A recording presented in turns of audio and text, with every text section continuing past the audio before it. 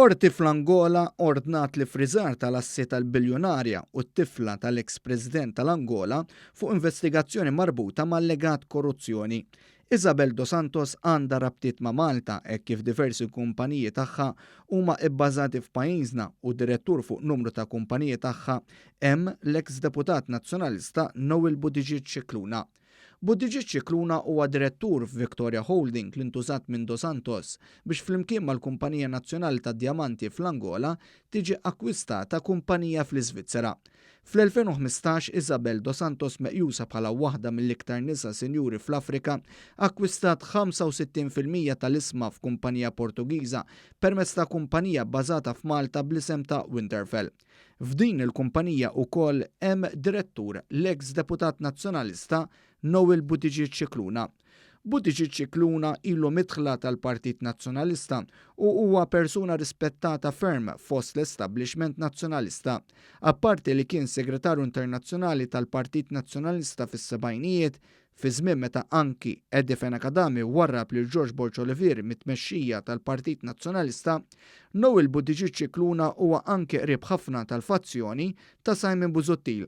Fil-fatt meta Simon Busuttil kien kap, Noel Buttigieg Scicluna kien inħatar bħala parti minn kummissjoni li kellha tagħżel il-kandidati għall-elezzjoni tal-Parlament Ewropew tal-2014. Dak iż-żmien Buttigieg Scicluna kien ta' sehem fil-kummissjoni mmexxija minn Joe Borch li għamel żmien Kummissarju Ewropew. Noel Buttigieg Scicluna dejjem ftaħar l-istrutturi tal-kumpanija Winterfell huma trasparenti. Iżda issa l-awtoritajiet fl-Angola qegħdin jippruvaw jirkupraw mal-biljun dollaru Amerikan fassi ta' Dos Santos u nies assoċjati magħha. L-eks deputat nazzjonalista kien tħallas ukoll ma' 850,000 euro fuq medda ta' ftit aktar minn 10 snin taħt gvernijiet differenti nazzjonalisti.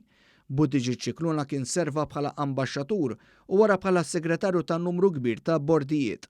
Intant, Isabel dos Santos kienet għax iż-żmien tmexxi l-Kumpanija Nazzjonali taż-Żejt tal-Angola. Hija llum tgħix barra mill-Angola x'issostni l-ħajjitha tinsab medda hekk kif tiġħad l-allegazzjoni dwarha. Kritiċi tal-familja Dos Santos isostnu l-familja użat kumpaniji nazzjonali u riżorsi tal-pajjiż sabiex jitkattar in-negozju tagħha. Missiera l-eks-President José Eduardo Dos Santos dam imexxi l-Angola l 38 sena sħaħ sal-2017.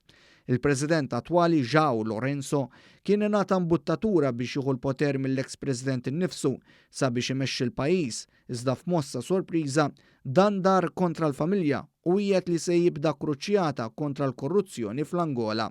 Fil-fatt iben l-eks-President uħu Isabel dos Santos, Joe Filomeno, qiegħed jaffaċċja ġuri fuq akkużi ta' korruzzjoni.